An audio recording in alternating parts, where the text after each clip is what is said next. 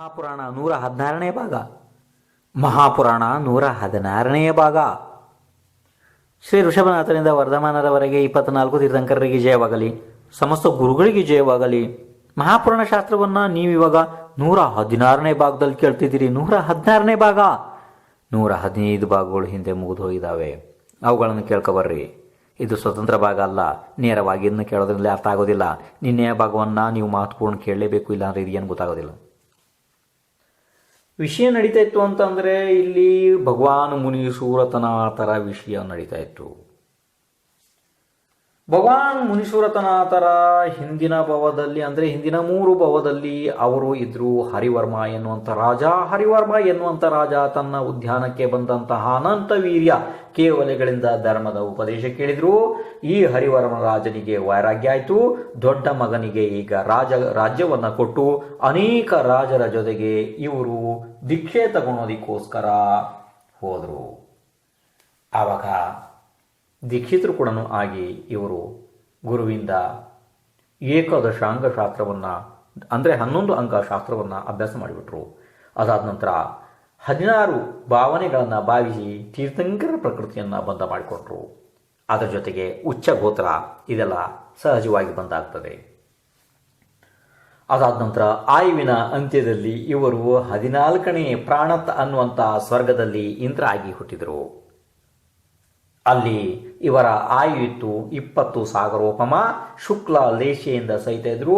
3.5 ಮೊಳ ಇವರ ಶರೀರದ ಎತ್ತರ ಇತ್ತು. 10 ತಿಂಗಳಿಗೆ ಒಮ್ಮೆ ಇವರು ಉಸಿರಾಟ ಮಾಡ್ತಾ ಇದ್ರು. 20,000 ವರ್ಷಗಳಿಗೆ ಒಮ್ಮೆ ಸ್ವಲ್ಪ ಅಮೃತ ಆಹಾರವನ್ನ, ಮಾನಸಿಕ ಆಹಾರವನ್ನ ಸೇವನೆ ಮಾಡ್ತಾ ಇದ್ರು. ಇನ್ನು ಮನದಿಂದ ಕಾಮ ಸೇವನೆ ಆ ದೇವತೆಗಳಿಗೆ ಇರ್ತದೆ. ಅಂದರೆ ಮನಸ್ಸಿನಲ್ಲಿ ಕಾಮದ ವಿಚಾರ ಮಾಡಿದ ಕೂಡಲೇ ಅವರಿಗೆ ತೃಪ್ತಿ ಆಗ್ತದೆ. ಕಾಮ ಸೇವನೆ ಶರೀರದಿಂದ ಮಾಡುವಂಥ ಅವಶ್ಯಕತೆ ಇರೋದಿಲ್ಲ. ಯಾಕೆಂದ್ರೆ ಆ ದೇವತೆಗಳು ಸ್ವಲ್ಪ ಮೇಲೆ ಮೇಲೆ ಹೋಗ್ತಾ ಹೋಗ್ತಾ ಅವರು ಕಷಾಯ ಮಂದ ಇರೋದ್ರಿಂದ ಅವರಿಗೆ ಈ ರೀತಿ ಸ್ವಭಾವ ಇರ್ತದೆ. ಅಣಿಮ ಮಹಿಮ ಲಗಿಮ ಗರಿಮ ಪ್ರಾಪ್ತಿ ಪ್ರಾಕಾಮ್ಯ ಈಶತ್ವ ವಶಿತ್ವ ಅನ್ನುವಂತಹ 8 ಪ್ರಕಾರದ ಆ ದೊಡ್ಡ ದೊಡ್ಡ ವೃದ್ಧಿಗಳಿಂದ ಇವರು ಸಂಪನ್ನರಿದ್ದರು. ಇನ್ನು ಅಲ್ಲಿ ಇವರ ಅಂದರೆ ಈ ಜೀವ ಇಂದ್ರನಾಗಿ ಬಹಳ ಸುಖವಾಗಿ ಇರಬೇಕಿದ್ರೆ ಇನ್ನು ಅವರ ಆಯು ಕೇವಲ 6 ತಿಂಗಳು ಮಾತ್ರ ಉಳಿತು. ಅವಾಗ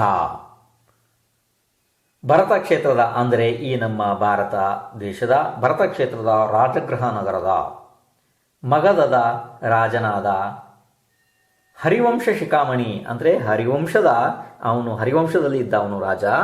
ಹರಿವಂಶದ ಶಿಖಾಮಣಿಯಾದ ಕಾಶ್ಯಪ ಗೋತ್ರದಲ್ಲಿ ಇರುವಂತಹ ಸುಮಿತ್ರ ರಾಜ ಅನ್ನುವಂಥ ಸದ್ಧರ್ಮ ಯುಕ್ತ ರಾಜ ಇದ್ದ. ಅವನ ಹೆಸರಿತ್ತು ಸುಮಿತ್ರ ರಾಜ. ಅವನ ಪಟ್ಟ ರಾಣಿಯ ಹೆಸರಿತ್ತು ಸೋಮಾದೇವಿ.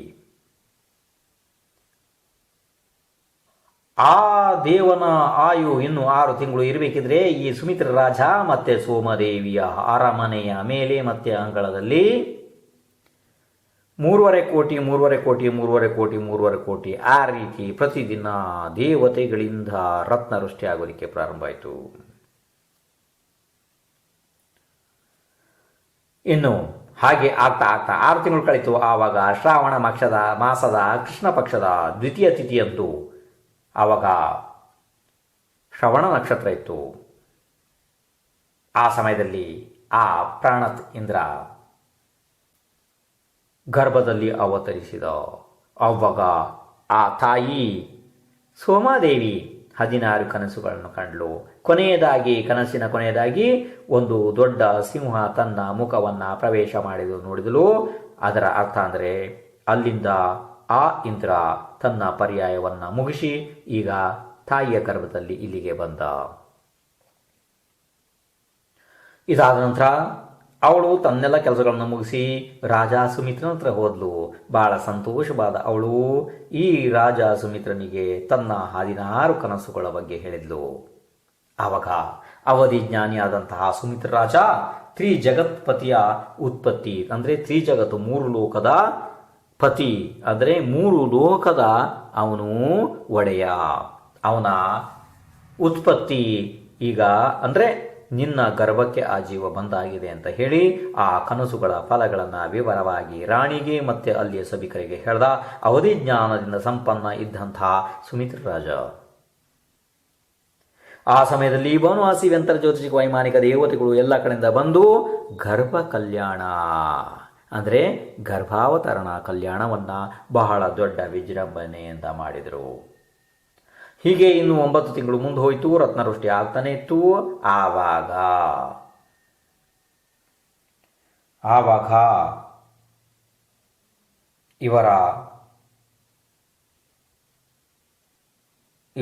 ಇವರ ಜನ್ಮ ಆಯಿತು. ಇವರ ಜನ್ಮ ಆಗಿ ಈಗ ಜನ್ಮಾಭಿಷೇಕಕ್ಕೆ ಅಂತ ಹೇಳಿ ಎಲ್ಲ ಇವರನ್ನು ಮುನಿಸುರತ್ನಾಥರನ್ನ ಅಲ್ಲಿ ಅಂದರೆ ಈ ಮಗುವನ್ನು ಅಲ್ಲಿಗೆ ಕರ್ಕೊಂಡು ಹೋದರು. ಸುದರ್ಶನ ಮೇರು ಪರ್ವತದ ಮೇಲೆ ಅಲ್ಲಿ ಪಾಂಡುಕ ಶಿಲೆಯ ಮೇಲೆ ಕೂರಿಸಿ 5ನೇ ಸಮುದ್ರದಿಂದ ತಂದು ಅಭಿಷೇಕ ಮಾಡಿ ಎಲ್ಲ ಮಾಡಿ ಇವರಿಗೆ ಮುನಿಸುರಥ ಅಂತ ಹೇಳಿ ಹೆಸರಿಟ್ಟರು. ಇನ್ನು ಮುಂದೆ ಕೇಳಿ. 19ನೆಯ ತೀರ್ಥಂಕರರಾದಂತಹ ಮಲ್ಲಿನಾಥ ಭಗವಾನರು ಮೋಕ್ಷಕ್ಕೆ ಹೋದ ನಂತರ 54 ಲಕ್ಷ ವರ್ಷಗಳು ಕಳೆದವು. ಎಷ್ಟಪ್ಪ? 19ನೇ ತೀರ್ಥಂಕರರಾದಂತಹ ಮಲ್ಲಿನಾಥ ಭಗವಾನರು ಮೋಕ್ಷಕ್ಕೆ ಹೋಗಿ 54 ಲಕ್ಷ ವರ್ಷಗಳು ಕಳೆದ ನಂತರ 20ನೇ ತೀರ್ಥಂಕರರಾದಂತಹ ಮುನಿಸುರತ್ನಾಥ ಭಗವಾನರು ಈ ಭೂಮಿ ಮೇಲೆ ಅವತರಿಸಿದರು.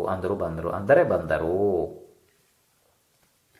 ಇನ್ನು ಈ ಮುನಿಸುರತ್ನಾಥ ಭಗವಾನರ ಒಟ್ಟು ಆಯುವಿತ್ತು 30,000 ವರ್ಷಗಳು.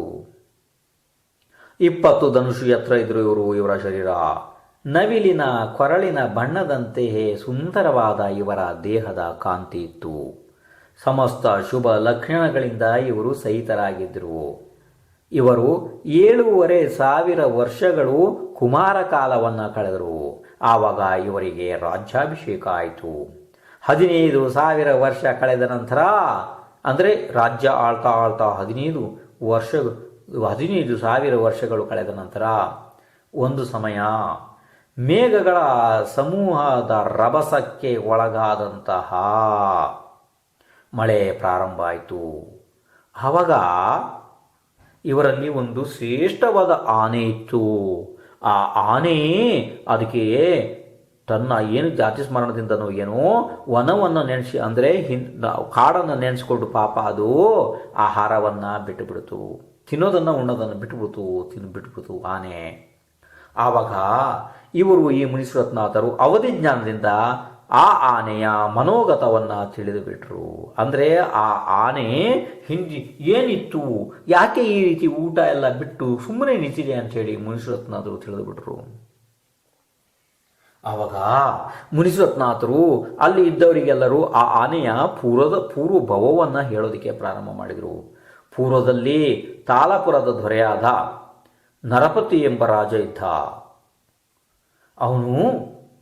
ಅವನ ಮಹಾವಂಶದ ಅಭಿಮಾನದಿಂದ, ಗರ್ವದಿಂದ, ದುರ್ಭಾವನೆಯಿಂದ ಅವನು ಯಾಚಕರು ಏನೇನು ಕೇಳ್ತಾರೆ ಅವರಿಗೆಲ್ಲ ಕಿಮಿಚಿಕ್ ದಾನವನ್ನು ಕೊಟ್ಬಿಟ್ಟ. ಅವನಿಗೆ ಪಾತ್ರ ಅಪಾತ್ರದ ವಿವೇಕ ಇರಲಿಲ್ಲ. ಅಂದರೆ ದಾನವನ್ನು ಯಾರಿಗೆ ಕೊಡಬೇಕು, ಯಾರಿಗೆ ಬಿಡಬೇಕು, ಎಲ್ಲಿ ಈ ದಾನ ಕೊಟ್ಟದ್ದು ಹಾಳಾಗ್ತದೆ ಅನ್ನುವಂಥ ಪರಿಜ್ಞಾನ ಅವನಿಗೆ ಇರಲಿಲ್ಲ. ಪಾತ್ರ ಅಪಾತ್ರ ಅಂದರೆ ಪಾತ್ರ ಮತ್ತು ಅಪಾತ್ರ ಇದು ವಿವೇಕ ಇಲ್ಲದೇನೆ ಕಿಮಿಚಿಕ್ ದಾನವನ್ನು ಕೊಟ್ಟು ಈಗ ಇವನು ತಿರಿಯಂಚ ಪರ್ಯಾಯದಲ್ಲಿ ಆನೆಯಾಗಿ ಹುಟ್ಟಿದಾನೆ ಅಂತ ಹೇಳಿಬಿಟ್ರು.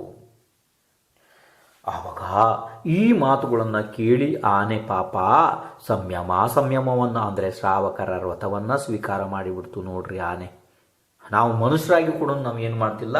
ಇದು ಬಿಡಿ, ಈ ವಿಷಯ ಬೇರೆ ಇದೆ. ಆನೆ ತಿರ್ಯಂಚ ಕೂಡ ವ್ರತ ಸ್ವೀಕಾರ ಮಾಡ್ತದೆ ಅಂತಂದರೆ ಇವರು ತೀರ್ಥಂಕರರು. ಇವರು ತೀರ್ಥಂಕರರು. ಯಾವಾಗ ಇವರು ಸಮೋಷಣ ಆಗ್ತದೆ, ಕೇವಲ ಜ್ಞಾನ ಆಗ್ತದೆ, ಆವಾಗ 12 ಸಭೆಗಳಲ್ಲಿ ಒಂದು ತಿರಿಯಂಚಗಳ ಸಭೆ ಇರ್ತದೆ. ಅಲ್ಲಿ ಎಷ್ಟೋ ತಿರಿಯಂಚುಗಳು ಸಮ್ಯಕ್ ದರ್ಶನವನ್ನು ಪ್ರಾಪ್ತ ಮಾಡ್ಕೊತಾವೆ. ಎಷ್ಟೋ ತಿರಿಯಂಚುಗಳು ದೇಶವ್ರತ ಅಂದರೆ ಶ್ರಾವಕರ ವ್ರತವನ್ನು ಧಾರಣೆ ಮಾಡ್ತವೆ ಅಂತ ಮೇಲೆ ತೀರ್ಥಂಕರರ ವಿಷಯ ಅದ್ಭುತ. ಸಾಮಾನ್ಯ ವಿಷಯದ ವ್ಯಕ್ತಿ ತಲೆ ಒಳಗಡೆ ಇದನ್ನು ಕಲ್ಪನೆ ಕೂಡ ಮಾಡೋದಕ್ಕೆ ಸಾಧ್ಯ ಇಲ್ಲ. ತೀರ್ಥಂಕರರು ಎಂಥ ದೊಡ್ಡ ಪುಣ್ಯಾತ್ಮ, ಎಂಥ ದೊಡ್ಡ ದಾನಿ. ತೀರ್ಥಂಕರ ದೊಡ್ಡ ದಾನಿ, ಬಹಳ ದೊಡ್ಡ ದಾನಿ. ಈ 3 ಲೋಕದಲ್ಲಿ ಎಲ್ಲರಿಗಿಂತ ದೊಡ್ಡ ದಾನಿ ಯಾರು ಅಂತ ಕೇಳಿದ್ರೆ ತೀರ್ಥಂಕರರು. ಇದು ನಾವು ಕೇಳಿಲ್ಲಲ್ಲ, ಏನೋ ಹೊಸದಾಗಿ ಕೇಳ್ತಾ ಇದ್ದೀರಿ. ಹಾಗಲ್ಲ, ನೀವು ಆಹಾರ ದಾನವನ್ನು, ಔಷಧಿ ದಾನವನ್ನು ಇದನ್ನೆಲ್ಲ ಕೇಳ್ತಾ ಬಂದಿದ್ದೀರಿ ಇದುವರೆಗೆ. ಅರ್ಥ ಆಯಿತು? ಆದರೆ ಈ ಮೂರು ಲೋಕದ ಸರ್ವಶ್ರೇಷ್ಠ ದಾನಿ ಅಂದರೆ ತೀರ್ಥಂಕರ್. ಯಾಕೆಂದರೆ ಅವರು ದಾನ ಮಾಡಿದ್ದರಿಂದನೇ ಇವತ್ತು ನಾವು ಜೈನರು, ಇವತ್ತು ನಮ್ಮ ಬಸ್ತಿ ಮೂರ್ತಿಗಳು, ಶಾಸ್ತ್ರಗಳು ಇದೆಲ್ಲ ಅವರು ಕೊಟ್ಟಂಥ ದಾನ ಇದೆ. ತೀರ್ಥಂಕರ್ ಮೂರು ಲೋಕದ ಸರ್ವಶ್ರೇಷ್ಠ ದಾನಿ ಅಂತಂದ್ರಲ್ಲಿ ಅವರು ಗೃಹಸ್ಥಾವಸ್ಥೆಯಲ್ಲಿ ಅಕಸ್ಮಾತ್ ಆನೆಗೆ ಬೋಧನೆ ಮಾಡಿದ್ರು, ಅದಕ್ಕೆ ವೈರಾಗ್ಯ ಆಯಿತು, ಅದು ಸಂಯಮ ಅಂದರೆ ಶ್ರಾವಕರ ವ್ರತ ಧಾರಣೆ ಮಾಡ್ತು ಅಂದರೆ ಬಹಳ ವಿಶೇಷ ಏನು ಇದರಲ್ಲಿ ಇಲ್ಲ. ಯಾಕೆಂದರೆ ಸಮೋಷಣದಲ್ಲಿ ಅವರು ವಿರಾಜಮಾನರಾಗಿ ಅನಂತ ಅಸಂಖ್ಯಾತ ಜೀವಗಳ ಅವರು ಕಲ್ಯಾಣ ಮಾಡ್ತಾರೆ ಅಂತ ಅಂದಮೇಲೆ ಅದು ಇದೇನು ಭಾಳ ದೊಡ್ಡ ವಿಶೇಷ ಅಲ್ಲ ಬಿಡ್ರಿ. ಆ ಆನೆ ಸಂಯಮವನ್ನು ಅಂದರೆ ಸಂಯಮ ಪಾಪ ಅದು ಏನು ಮುನಿ ದೀಕ್ಷೆ ತಗೊಳಕ್ಕಾಗಲ್ಲ. ಶ್ರಾವಕರ ವ್ರತವನ್ನು ತಿರಿಯಂಚುಗಳು ಪಾಲನೆ ಮಾಡ್ತವೆ. ಶಾಸ್ತ್ರದಲ್ಲಿ ಅನೇಕ ಜಾಗದಲ್ಲಿ ಉಲ್ಲೇಖ ಇದೆ. ಇದೇ ಕಾರಣದಿಂದ ಈ ಆನೆಯ ಕಾರಣದಿಂದ ಮುನಿಸೃತ್ನಾಥರಿಗೆ ವೈರಾಗ್ಯ ಆಗಿ ಹೋಯಿತು.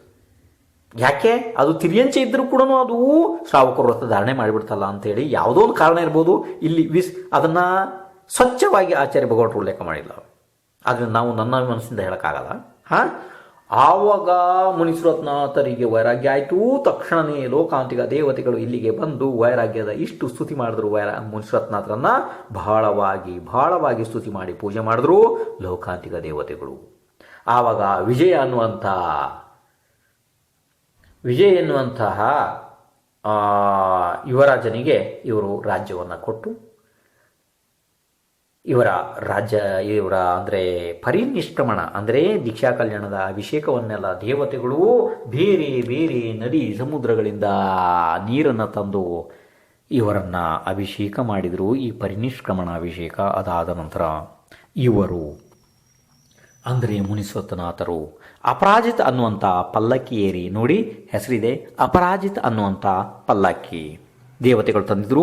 ಅದನ್ನು ಏರಿ ನೀಲ ಎಂಬುವಂಥ ದೊಡ್ಡ ವನ ಪ್ರದೇಶದಲ್ಲಿ ಹೋದರು. ಮುಂದೆ ಯಾರು? ಮುನಿಸೃತ್.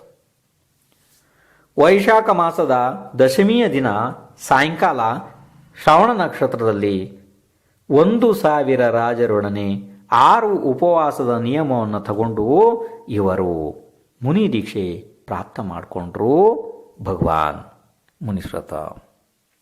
ಆ ತಕ್ಷಣವೇ ಅವರಿಗೆ ಮನಃ ಪರ್ಯಾಯ ಜ್ಞಾನ ಆಯಿತು. ಹಿಂದೆ ಎಷ್ಟು ಜ್ಞಾನ ಇತ್ತು ಅವರಿಗೆ? ಮಟಿ ಜ್ಞಾನ, ಶ್ರುತ ಜ್ಞಾನ, ಅವಧಿ ಜ್ಞಾನ ಇತ್ತು. ಈಗ ಮನಃ ಪರ್ಯಾಯ ಜ್ಞಾನದ ಪ್ರಾಪ್ತಿ ಆಯಿತು.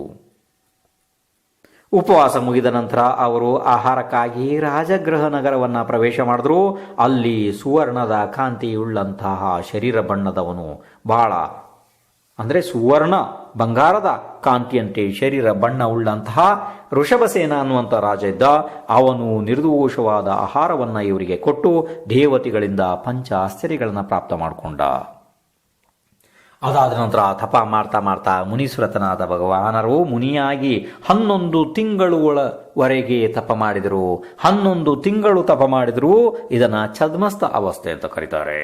11 ತಿಂಗಳುಗಳು ತಪ ಮುಗಿದ ನಂತರ ಒಂದು ದಿವಸ ಮುನಿಸೃತನಾಥ ಭಗವಾನ್ ವಿಹಾರ ಮಾಡ್ತಾ ತಮ್ಮ ತಪೋವನವನ್ನು ಪ್ರವೇಶ ಮಾಡಿಬಿಟ್ರು. ಅಂದರೆ ಅವರು ಎಲ್ಲಿ ದೀಕ್ಷೆ ತಗೊಂಡಿದ್ರು ನೋಡಿ, ಅದೇ ವನಕ್ಕೆ ಮತ್ತೆ ಮರಳಿ ಬಂದರು ಭಗವಾನ್ ಮುನಿಸೃತ.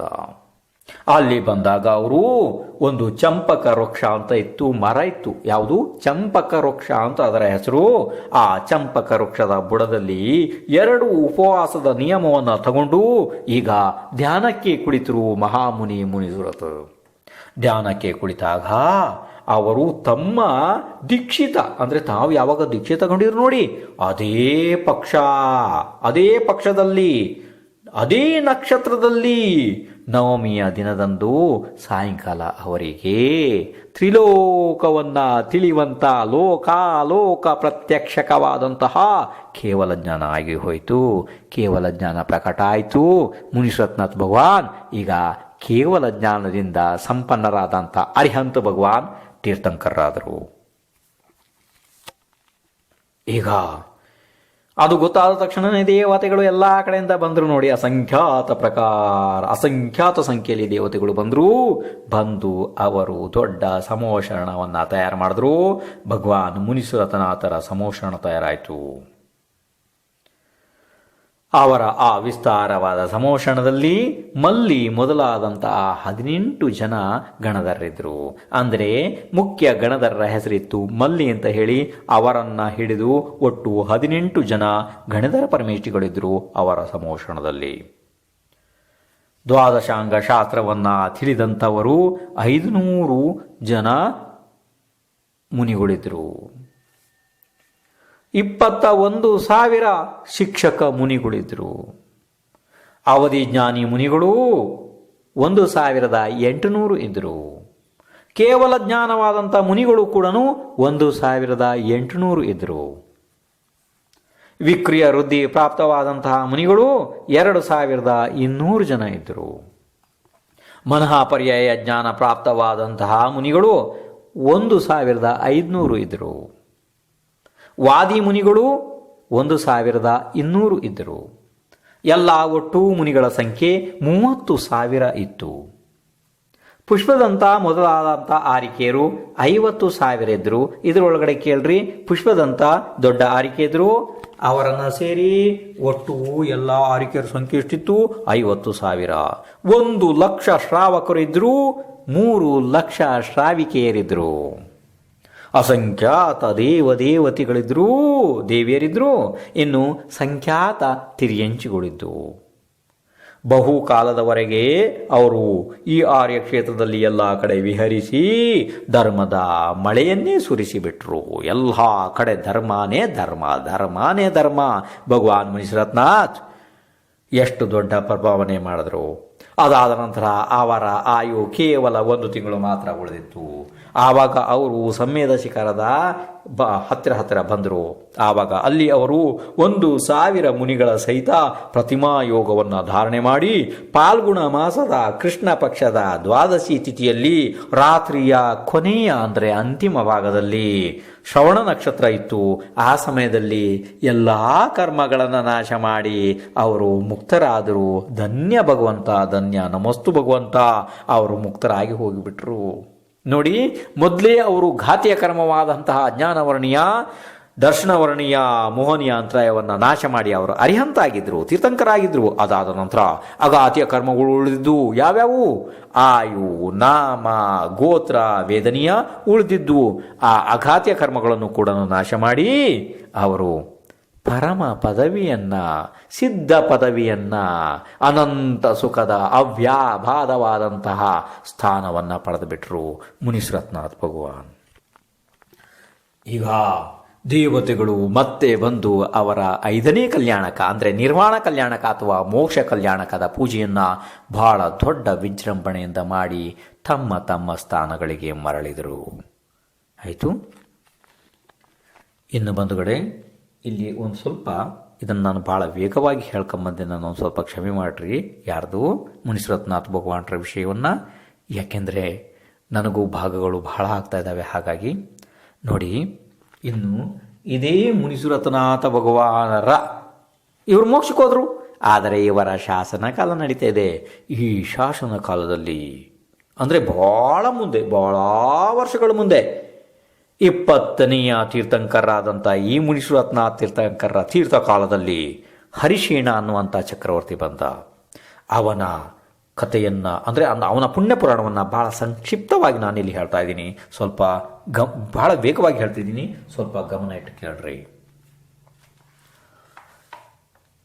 ಈ ಚಕ್ರವರ್ತಿ ಹರಿಶೇಣ 3ನೇ ಭವದ ಹಿಂದೆ ಅನಂತ ಜಿನರ ತೀರ್ಥಕಾಲದಲ್ಲಿ ಒಬ್ಬ ರಾಜ ಆಗಿದ್ದ. ಆವಾಗ ಯಾವುದೋ ಸಣ್ಣ ಕಾರಣದಿಂದ ಅವನು ಇದನ್ನೆಲ್ಲ ಬಿಟ್ಟು ವೈರಾಗಿ ಆಗಿ ತಪಕ್ಕೆ ಹೋಗಿಬಿಟ್ಟ. ತಪ ಮಾಡಿ ಮಾಡಿ ಮಾಡಿ ಸಾನಾಥ್ ಕುಮಾರ್ ಎಂಬಂತ ಸ್ವರ್ಗದಲ್ಲಿ ಸುವಿಶಾಲ ಅನ್ನುವಂಥ ವಿಮಾನದಲ್ಲಿ 6 ಸಾಗರೋಪಮ ಆಯುವುಳ್ಳಂಥ ದೇವನಾಗಿ ಹುಟ್ಟಿಬಿಟ್ಟ.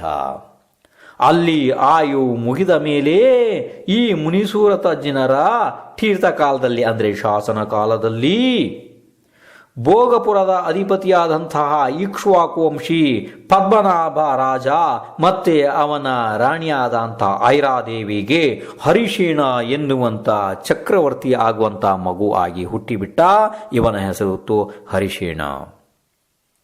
ಈ ಹರಿಶೇಣ 10,000 ವರ್ಷ ಆಯು ಉಳ್ಳವನಾಗಿದ್ದ. ಅಂದರೆ ಹರಿಶೇಣನ ಒಟ್ಟು ಆಯು 10,000 ವರ್ಷಗಳು ಇದ್ದವು. 20 ಧನುಷಿ ಎತ್ತರ ಇದ್ದ ಈ ಎದ್ರ ಅಂದರೆ 20 ಧನುಷಿ ಎತ್ತರ ಇವನ ಶರೀರ ಇತ್ತು ನೋಡ್ರಿ. ಆವಾಗ ಇವನು ಹೀಗೆ ಬೆಳೀತಾ ಬೆಳೀತಾ ಹರಿಶೇಣ ದೊಡ್ಡವನ ಆದ. ಹರಿಶೇಣ ದೊಡ್ಡವನಾದಾಗ ಒಂದು ಸಮಯ ಪದ್ಮನಾಭ ರಾಜ ಹರಿಶೇಣನೊಡನೆ ಉದ್ಯಾನವನದಲ್ಲಿ ಒಬ್ಬರು ಧ್ಯಾನಸ್ಥರಾಗಿರುವಂಥ ಅನಂತವೀರ್ಯ ಅಂತ ಜನರನ್ನ ನಮಸ್ಕರಿಸಿ ಬಿಟ್ಟ. ಅವರಿಂದ ತತ್ವ ಕೇಳಿ ಆ ಪದ್ಮರಾಜನಿಗೆ ಇಷ್ಟು ವೈರಾಗ್ಯ ಆಯಿತು. ತಕ್ಷಣದಲ್ಲಿ ಹರಿಶೇಣನಿಗೆ ಅಂದರೆ ಮಗನಾದ ಹರಿಶೇಣನಿಗೆ ಅವರು ರಾಜ್ಯವನ್ನು ಕೊಟ್ಟು ಅನೇಕ ರಾಜರ ಜೊತೆಗೆ ಅವರು ದೀಕ್ಷಿತರಾಗಿ ಹೋದರು. ಅಂದರೆ ಈ ಹರಿಶೇಣನ ಅಪ್ಪ ಪದ್ಮರಾಜ. ಈ ಹರಿಶೇಣನ ಅಪ್ಪ ಪದ್ಮರಾಜ ದಿಗಂಬರ ಮುನಿಯಾದರು. ಆದರೆ ಹರಿಶೇಣ ಉತ್ತಮ ಶ್ರಾವಕರ ವ್ರತವನ್ನ ಸ್ವೀಕಾರ ಮಾಡಿದ. ಬಹುಕಾಲದವರೆಗೆ ತಪ ಮಾಡಿದ ನಂತರ ಪದ್ಮರಾಜ ಮುನಿಗೆ ಈಗ ಕೇವಲ ಜ್ಞಾನ ಆಗಿ ಹೋಯಿತು. ಕೇವಲ ಜ್ಞಾನ ಆಯಿತು. ಅದೇ ತಕ್ಷಣವೇ ಅದೇ ಸಮಯದಲ್ಲಿ ಆವಾಗ ಹರಿಶೇಣನ ಆಯುಧ ಗ್ರಹದಲ್ಲಿ ಚಕ್ರರತ್ನ, ಛತ್ರರತ್ನ, ಖಡ್ಗರತ್ನ, ದಂಡರತ್ನಗಳು ಪ್ರಕಟ ಆಗಿಬಿಟ್ಟವು. ಅಬ್ಬಾ, ಯಾವ ಪುಣ್ಯ ಇದು! ಯಾವ ಶುಭ ಸಮಯ! ತಂದೆಗೆ ನೋಡಿದ್ರೆ ಕೇವಲ ಜ್ಞಾನ ಆಯಿತು, ಮಗನಿಗೆ ನೋಡಿದ್ರೆ ಆಯುಧ ಶಾಲೆಯಲ್ಲಿ ಚಕ್ರರತ್ನ, ಛತ್ರರತ್ನ, ಖಡ್ಗರತ್ನ, ದಂಡರತ್ನಗಳು ಉತ್ಪತ್ತಿ ಆಗಿಬಿಟ್ಟು. ಅದಾದ ನಂತರ ಶ್ರೀಗ್ರಹದಲ್ಲಿ ಕಾಕಿಣಿ ರತ್ನ, ಚರ್ಮರತ್ನ, ಮಣಿರತ್ನಗಳು ಉಂಟಾಗಿ ಬಿಟ್ಟವು. ಅರ್ಥ ಆಯ್ತು ನಿಮಗೆ? ಇದಾದ ನಂತರ ಈ ಹರಿಶೇಣನಿಗೆ ಒಂದೇ ಸಲ 2 ಸುದ್ದಿಗಳು ಬಂದುಬಿಟ್ಟು. ಒಬ್ಬರು ಬಂದು ಹೇಳಿದ್ರು, ಓಡಿ ಬಂದು ಹೇಳಿದ್ರು, ಭಗವಾನ್, ನಿಮ್ಮ ತಂದೆಯವರಾದಂತಹ ಪದ್ಮರಾಜರಿಗೆ ಕೇವಲ ಜ್ಞಾನ ಆಗಿ ಹೋಯಿತು. ಅಯ್ಯೋ, ಎಷ್ಟು ಸಂತೋಷದ ಸುದ್ದಿ! ಕೇವಲ ಜ್ಞಾನ ಆಗಿ ಹೋಯಿತು. ಇನ್ನೊಬ್ಬ ಸೇವಕ ಓಡಿ ಬಂದು ಹೇಳ್ದ, ಹೇ ರಾಜ, ನಿನ್ನ ಆಯುಧ ಶಾಲೆಯಲ್ಲಿ ಚಕ್ರರತ್ನದ ಉತ್ಪತ್ತಿಯಾಗಿದೆ. ನೋಡಿ, ಏನು ಮಾಡಬೇಕು ಈಗ? ಏನು ಮಾಡಬೇಕು? ಚಕ್ರರತ್ನ ಇಲ್ಲೇ ಪಕ್ಕದಲ್ಲಿದೆ. ಆದರೆ ಕೇವಲ ಜ್ಞಾನಾಧಿಪತಿಯಾದಂತಹ ಪದ್ಮರಾಜ್ ದೂರದಲ್ಲಿದ್ದಾರೆ. ಆದರೂ ಕೂಡ ಧರ್ಮ ಮುಖ್ಯ. ದೂರದಲ್ಲೇ ಇದ್ರು ಧರ್ಮ ಮುಖ್ಯ. ಈ ಹರಿಶೇಣ ಬಹಳ ಪುಣ್ಯಾತ್ಮ, ಬಹಳ ಬುದ್ಧಿವಂತ, ಧರ್ಮಾತ್ಮ ಹರಿಶೇಣ. ಇದನ್ನೆಲ್ಲ ಬಿಟ್ಟು ಪ್ರಪ್ರಥಮವಾಗಿ ಪದ್ಮರಾಜರನ್ನ ಕೇವಲ ಜ್ಞಾನವನ್ನ ಪೂಜೆ ಮಾಡೋದಕ್ಕೆ ಹೋದ. ಧನ್ಯ ಜೀವ ಈ ಹರಿಶೇಣ ಚಕ್ರವರ್ತಿ. ಅಲ್ಲಿ ಹೋಗಿ ಅವರನ್ನ ಬಹಳ ದ್ರವ್ಯಗಳಿಂದ ಪೂಜೆ ಮಾಡ್ದ. ಪದ್ಮರಾಜ ಕೇವಲಿಗಳನ್ನ ನೋಡ್ರಿ, ಒಂದು ಕೇವಲ ಜ್ಞಾನ ಪಡೆದಂಥ ತ್ರಿಲೋಕ ಪೂಜ್ಯವಾದ ಅರಿಹಂತ ಭಗವಾನ್. ಇನ್ನೊಂದು ಏನು? ನನ್ನ ಅಪ್ಪ, ನನ್ನ ತಂದೆ. ಎಷ್ಟು ಸಂತೋಷದ ವಿಷಯ! ಎಷ್ಟು ಸಂತೋಷ! ಆಹಾ, ನಮಗೆ ಹೀಗೆ ಇಷ್ಟು ಸಂತೋಷ ಆಗಬೇಕಿದ್ರೆ ಇನ್ನು ಸಾಕ್ಷಾತ್ ಆ ಜೀವಗಳಿಗೆ ಯಾವ ಸಂತೋಷ ಆಗಿರ್ಬೋದು. ಅಬ್ಬಬ್ಬಾ! ಅದನ್ನು ತಡ್ಕೊಳ್ಳೋದಕ್ಕೆ ಹೃದಯ ಭಾಳ ಸಮರ್ಥವಾಗಬೇಕು. ಇಲ್ಲಾಂದರೆ ಹೃದಯವೇ ಸಂತೋಷದಿಂದ ಒಡೆಯಬಹುದು. ಅಂಥ ಸಂತೋಷಕರ ಘಟನೆಗಳು ಇದರಲ್ಲಿ ಬರ್ತಾವೆ.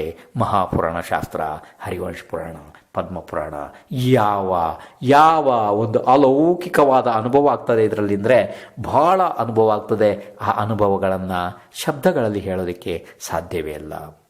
ಯಾಕೆಂದರೆ ಆತ್ಮ ಮಾಡುವಂಥ ಭಾವನೆಗಳ ಅನುಭವ, ಆ ಹೃದಯದ ಸ್ಪಂದನ, ಅದು ಶಬ್ದಗಳಿಂದ ವ್ಯಕ್ತ ಆಗೋದಕ್ಕೆ ಸಾಧ್ಯನೇ ಇಲ್ಲ. ಅಂತ ನೋಡಿ, ಎಷ್ಟು ಸಂತೋಷದ ವಿಷಯ! ತಂದೆಯವರಿಗೆ ಕೇವಲ ಜ್ಞಾನ ಆಯಿತು, ಇವನಿಗೆ ಚಕ್ರರತ್ನದ ಪ್ರಾಪ್ತಿ ಆಯಿತು. ಆದರೆ ಎಲ್ಲವನ್ನ ಬಿಟ್ಟು ಮೊದಲು ಅವನು ಯಾರನ್ನ? ಪದ್ಮರಾಜ ಕೇವಲಿಯನ್ನು ಪೂಜೆ ಮಾಡೋದಕ್ಕೆ ಹೋದ. ಪೂಜಾ ವಿಧಿಯೆಲ್ಲ ಮುಗಿಸಿ ಅದಾದ ನಂತರ ಬಂದು ಚಕ್ರರತ್ನವನ್ನು ವಿಧಿಪೂರ್ವಕವಾಗಿ ಪೂಜೆ ಮಾಡಿ ದಿಕ್ಕುಗಳನ್ನು ಜಯಿಸಲು ಅಂದರೆ ದಿಗ್ವಿಜಯಕ್ಕೆ ಹೊರಟ. ಯಾರು? ಹರಿಶೇಣ ಚಕ್ರವರ್ತಿ. ಆವಾಗ ಪಟ್ಟಣದಲ್ಲಿ ಪುರೋಹಿತ ರತ್ನನ ಉತ್ಪತ್ತಿ ಆಯಿತು, ಮತ್ತೆ ಗೃಹಪತಿ ರತ್ನನ ಉತ್ಪತ್ತಿ ಆಯಿತು, ಸ್ಥಪತಿ ರತ್ನನ ಉತ್ಪತ್ತಿ ಆಯಿತು, ಸೇನಾಧಿಪತಿ ರತ್ನನ ಉತ್ಪತ್ತಿ ಪಟ್ಟಣದಲ್ಲಿ ಉಂಟಾದವು. ಅದಾದ ನಂತರ ಕೇಚರನು ಅಂದರೆ ಕೇಚರ ಅಂದರೆ ಯಾರಿಗೆ? ವಿದ್ಯಾಧರರಿಗೆ ಹೇಳ್ತಾರೆ. ಅದನ್ನು ಹಿಂದೆ ಸಾಕಷ್ಟು ಹೇಳಲಾಗಿದೆ. ಕೇಚರರು ಆ ವಿಜಯಾರ್ಧ ಪರ್ವತದಲ್ಲಿ ವಾಸ ಮಾಡುವಂಥವರು, ಅವರು ವಿಜಯಾರ್ಧ ಪರ್ವತದಿಂದ ಗಜರತ್ನವನ್ನ, ಅಶ್ವರತ್ನವನ್ನ ಮತ್ತೆ ಸ್ತ್ರೀರತ್ನವನ್ನ ತಂದು ಬಿಟ್ರು. ಖೇಚರಾಧಿಪತಿಗಳು ಅಂದರೆ ಅಲ್ಲಿಯ ಅಧಿಪತಿಗಳು ಚಕ್ರವರ್ತಿಗೆ ಒಪ್ಪಿಸಲು. ಇನ್ನು ಗಣಭದ್ರ ದೇವತೆಗಳು, ಗಣಬದ್ಧ ದೇವತೆಗಳು ನದಿ ಮುಖದಲ್ಲಿ ಉದ್ಭವಿಸಿದ್ದಂತಹ 9 ಮಹಾನಿಧಿಗಳನ್ನು ತಂದು ಭಕ್ತಿಯಿಂದ ಚಕ್ರವರ್ತಿಗೆ ಅರ್ಪಿಸಿಬಿಟ್ರು ಗಣಬದ್ಧ ದೇವತೆಗಳು. ಹೀಗೆ ನಡೀತಾ ನೋಡ್ರಿ, ಇಷ್ಟು ಈಗ ದಶಾಂಗ 10 ಪ್ರಕಾರದ ಅಂಗಗಳು ಇರ್ತವೆ ಈ ಚಕ್ರವರ್ತಿಗೆ. ಇದನ್ನು ಹಿಂದೆ ಬಹಳ ವಿಸ್ತಾರವಾಗಿ ಮೂರು ಸತಿ ನಾನು ನಿಮ್ಗೆ ಹೇಳಿದ್ದೀನಿ. ಆದ್ದರಿಂದ ಇದನ್ನು ನೆನಪಿದೆ ನನಗೆ. ಹಿಂದಿನ ಭಾಗಗಳಲ್ಲಿ ಬೇರೆ ಭಾಗಗಳಲ್ಲಿ ಮೂರು ಸಾರಿ ಹೇಳಿದ್ದೀನಿ ನಾನು. ಆದ್ದರಿಂದ ವಿಸ್ತಾರವಾಗಿ ಇಲ್ಲಿ ಹೇಳೋದಿಲ್ಲ, ಬಹಳ ತಪ್ಪಾಗ್ತದೆ. ಹೇಳಿದ್ದನ್ನೇ ಹೇಳೋದು ನನಗೆ ಸರಿ ಅನಿಸೋದಿಲ್ಲ. ಆದ್ದರಿಂದ ದಶಾಂಗ ಭೋಗಗಳ ಬಗ್ಗೆ ನಾನು ಜಾಸ್ತಿ ಹೇಳೋದಿಲ್ಲ. ಇಲ್ಲಿ ದಶಾಂಗ ಭೋಗ ಇಷ್ಟು ಮಾತ್ರ ಹೇಳ್ತೀನಿ. ಯಾಕೆಂದರೆ ಆಚಾರ್ಯ ಭಗವಾನರು ಕೂಡ ಈ ಬಿಂದುವಿನ ಬಗ್ಗೆ ಜಾಸ್ತಿ ವರ್ಣನೆ ಮಾಡಿಲ್ಲ ಇಲ್ಲಿ. ಆದ್ದರಿಂದ ನಾನು ಕೂಡ ಹೇಳಲ್ಲ. ಚಕ್ರವರ್ತಿ ದಶಾಂಗ ಭೋಗಗಳನ್ನು ಭೋಗಿಸ್ತಾ ದಿಗ್ವಿಜಯ ಮಾಡ್ತಾ ಅವನು ಸಂಪೂರ್ಣ ದಿಗ್ವಿಜಯನ ಮುಗಿಸಿ ಈಗ ಮರಳಿ ಬಂದು ಬಹಳ ಸಂತೋಷವಾಗಿ ಭೋಗಿಸ್ತಾ ತನ್ನ ಸಮಯವನ್ನು ಕಳಿತಿದ್ದಾನೆ ಹರಿಷೇಣ ಚಕ್ರವರ್ತಿ. ಹೀಗೆ ಕಳೀತಾ ಇರಬೇಕಿದ್ರೆ ಹರಿಷೇಣ ಚಕ್ರವರ್ತಿ ಒಂದು ದಿವಸ ಕಾರ್ತೀಕ ಮಾಸದ ನಂದೀಶ್ವರ ಪರ್ವ ಬಂತು. ಆ 8 ದಿನಗಳಲ್ಲಿ ಈ ಚಕ್ರವರ್ತಿ ಬಹಳ ದೊಡ್ಡ ಪೂಜೆಯನ್ನು ಮಾಡ್ದ, ಬಹಳ ದೊಡ್ಡ ಭಕ್ತಿಯನ್ನು ಮಾಡ್ದ. 8ನೆಯ ಕೊನೆಯ ದಿನದಲ್ಲಿ ಹರಿಷೇಣ ಚಕ್ರವರ್ತಿ ಉಪವಾಸ ಮಾಡಿ ಅವನು ಸಭಾ ಮಧ್ಯದಲ್ಲಿ ವಿರಾಜಮಾನ ಆಗಿದ್ದಂತಹ ಈ ಚಕ್ರವರ್ತಿ ಚಂದ್ರಗ್ರಹಣವನ್ನು ನೋಡಿಬಿಟ್ಟ. ಚಂದ್ರಗ್ರಹಣವನ್ನು ನೋಡಿ ಅವನಿಗೆ ವೈರಾಗ್ಯ ಆಗಿ ಹೋಯಿತು. ಇಷ್ಟೇ ಸಣ್ಣ ಕಾರಣದಿಂದ ಅವನಿಗೆ ವೈರಾಗ್ಯ ಆಯಿತು. ನಮಗೆ ತಲೆ ಮೇಲೆ ಚಂದ್ರನೇ ಬಿದ್ದರೂ ವೈರಾಗ್ಯ ಆಗಲ್ಲ. ನಾವು ಎಷ್ಟು ಪಾಪಿ ಜೀವಗಳಿರ್ಬೋದು, ಏನು ಇದು, ಎಷ್ಟು ಪಾಪ ಹೊತ್ತಿರ್ಬೋದು ನಾವು. ನೋಡ್ರಿ, ತಲೆ ಮೇಲೇನೆ ಏನಾರು ಉಳಿಕೆ ಅದು ಏನಾರ ತಲೆ ಮೇಲೆ ಬಿದ್ದರೂ ನಮಗೂ ವೈರಾಗ್ಯ ಆಗೋದಿಲ್ಲ. ಇನ್ನು ಎಷ್ಟು ಪಾಪ ಮಾಡಿರ್ಬೋದು ನಾವು. ನೋಡಿ, ಅವನಿಗೆ ಕೇವಲ ಚಂದ್ರಗ್ರಹಣವನ್ನು ನೋಡಿ ವೈರಾಗ್ಯ ಆಗಿ ಹೋಯಿತು. ಆವಾಗ ಮಹಾಸೇನ ಅನ್ನುವಂಥ ಮಗನಿಗೆ ಅವನು ರಾಜ್ಯ ಕೊಟ್ಟ. ಪುಣ್ಯಾತ್ಮ ಚಕ್ರವರ್ತಿ ರಾಜ್ಯ ಕೊಟ್ಟು ಸಿಂಹ ಪರ್ವತದಲ್ಲಿ ಹೋಗಿ ಅಲ್ಲಿ ಶ್ರೀನಾಗ ಜಿನರು ಅಂತ ಒಬ್ಬರಿದ್ರು. ಶ್ರೀನಾಗ ಅಂತೇಳಿ ಅವರಿಗೆ ಕೇವಲ ಜ್ಞಾನ ಆಗಿತ್ತು. ಅಂಥ ಜಿನೇಂದ್ರರಿಂದ ಅನೇಕ ರಾಜರ ಜೊತೆಗೆ ಅವನು ದೀಕ್ಷೆ ತಗೊಂಡ ಹರಿಷೇಣ ಚಕ್ರವರ್ತಿ. ದೀಕ್ಷೆ ತಗೊಂಡ ನಂತರ ಆ ಚಕ್ರವರ್ತಿ ಈಗ ಚಕ್ರವರ್ತಿ ಇಲ್ಲ ಅವರು. ಇವಾಗ ಅವರು ತಪೋಧನ. ಹಿಂದೆ ಎಷ್ಟು ಧನ ಇತ್ತು ಅವರಿಗೆ, ಎಷ್ಟು ಸಮೃದ್ಧಿ ಇತ್ತು. ಷಟ್ಖಂಡದ ಅಧಿಪತಿ ಇದ್ರು ಅವರು. ಅಬ್ಬಬ್ಬಾ, ಅದು ಷಟ್ಖಂಡದ ಅಧಿಪತಿಗಳ ವರ್ಣನೆ ಹಿಂದೆಲ್ಲ ಮಾಡಲಾಗಿದೆ. ಈಗ ವಿಸ್ತಾರವಾಗಿ ಹೇಳೋದಿಲ್ಲ, ಸಮಯ ಇಲ್ಲ. ಅದನ್ನು ಅನೇಕ ವೃದ್ಧಿಗಳು ಪ್ರಾಪ್ತ ಅದು. ತಪವೇ ಧನ. ಅವ್ರ ಕಡೆ ಬೇರೆ ಯಾವುದೇ ರೀತಿ ಧನ ಸಂಪತ್ತಿಲ್ಲಪ್ಪ. ತಪವೇ ತ್ರಿಲೋಕ ಪೂಜ್ಯ ಧನ. ತಪೋಧನರಾದಂಥ ಆ ಮುನಿಗಳಿಗೆ ಅನೇಕ ವೃದ್ಧಿಗಳು ಪ್ರಾಪ್ತ ಆಗಿ ಹೋದವು. ಅದಾದ ನಂತರ ಆಯುವಿನ ಅಂತ್ಯದಲ್ಲಿ ಅವರು ಪ್ರಾಯೋಪಗಮನ ಅನ್ನುವಂಥ ಉತ್ಕೃಷ್ಟವಾದ ಸಲ್ಲೇಖನವನ್ನು ಧಾರಣೆ ಮಾಡಿಬಿಟ್ರು. ಪ್ರಾಯೋಪಗಮನ ಸನ್ಯಾಸದಲ್ಲಿ ತನ್ನ ಶರೀರದ ಸೇವೆಯನ್ನು ತಾನು ಮಾಡೋದಿಲ್ಲ, ಬೇರೆಯವರು ಕೂಡ ಮಾಡೋದಿಲ್ಲ. ಇದು ಬಹಳ ಉತ್ಕೃಷ್ಟ ದರ್ಜೆಯ ಸಂಯಮ ಚರಿತ್ರ. ಇದಕ್ಕಿಂತ ಮೇಲೆ ನಮ್ಗೆ ಯಾವ್ದು ಕಾಣೋದಿಲ್ಲ. ಅಂಥ ಪ್ರಾಯೋಪಗಮನ ಸನ್ಯಾಸನವನ್ನು ಧಾರಣೆ ಮಾಡಿಬಿಟ್ಟು ಆಯುವಿನ ಅಂತ್ಯದಲ್ಲಿ ಅವರು ಸರ್ವಾರ್ಥ ಸಿದ್ಧಿಯಲ್ಲಿ ಅಹಮಿಂದ್ರ ಆಗಿ ಹೋದರು. ಸರ್ವಾರ್ಥ ಸಿದ್ಧಿ, ಸರ್ವ ಅರ್ಥಗಳ ಸಿದ್ಧಿಯಾದಂಥ ಸ್ಥಾನ ಅದು ಸರ್ವಾರ್ಥ ಸಿದ್ಧಿ. ಅದನ್ನು ಬಿಡ್ರಿ, ನಾವು ನನ್ನ ಯಾವುದೇ ಶಬ್ದಗಳಿಂದ ಸರ್ವಾರ್ಥ ಸಿದ್ಧಿಯ ಸುಖವನ್ನು ಅದು ಬಿಡಿ, ಅದು ಕಲ್ಪಾತೀತ್. ಆಚಾರ್ಯ ಭಗವಾನ್ರೆ ಅದನ್ನು ಕಲ್ಪಾತೀತ್ ಅಂತ ಹೇಳ್ಬೇಕಾರೆ ಇನ್ನು ನಾನು ಯಾಕೆ ಕಲ್ಪನೆ ಮಾಡೋಕೆ ಹೋಗೋಣ. ಆಚಾರ್ಯ ಭಗವಾನ್ರೆ ಅದನ್ನು ಕಲ್ಪಾತೀತವಾದ ಸ್ವರ್ಗ, ಯಾಕೆಂದರೆ ನಮ್ಮ ಕಲ್ಪನೆಗೆ ಅತೀತವಾದಂತಹ ಸುಖ, ಅದನ್ನು ನಮ್ಮ ಕಲ್ಪನೆ ಏನು ಮಾಡೋಕ್ಕೆ ಸಾಧ್ಯ ಇಲ್ಲ. ಅದನ್ನು ಅಂಥ ಪದವಿಗೆ ಹೋಗಿಬಿಟ್ರು ಈ ಚಕ್ರವರ್ತಿ. ಅದಾದ ನಂತರ ಅಲ್ಲಿ 33 ಸಾಗರೋಪಮ ಆ ದೀರ್ಘ ಆಯುವನ್ನು ಕಳೆದು ಹರಿಷೇಣ ಚಕ್ರವರ್ತಿ ನಿಶ್ಚಿತವಾಗಿ ದೀಕ್ಷೆ ತಗೊಂಡು ಸಿದ್ಧ ಭಗವಾನ್ ಆಗಿ ಹೋಗುವಂಥ ಜೀವ ಅದಾಗಲೇ ನಿರ್ಧರಿತ ಆಗಿ ಹೋಗಿದೆ. ಧನ್ಯ ಜೀವ, ಹರಿಶೀಣ ಚಕ್ರವರ್ತಿಯ ಜೀವ. ಬಂಧುಗಳೇ, ಇಲ್ಲಿಗೆ ಸಮಯ ಆಗ್ತಾ ಇದೆ, ಬಿಡ್ತಾ ಇದ್ದೀನಿ. ಶ್ರೀ ಋಷಭನಾಥರಿಂದ ವರ್ಧಮಾನರವರಿಗೆ 24 ತೀರ್ಥಂಕರಿಗೆ ಜಯವಾಗಲಿ, ಸಮಸ್ತ ಗುರುಗಳಿಗೆ ಜಯವಾಗಲಿ. ನೀವು ಸಮಯಕ್ಕೆ ನಾಳೆ ಬರ್ರಿ.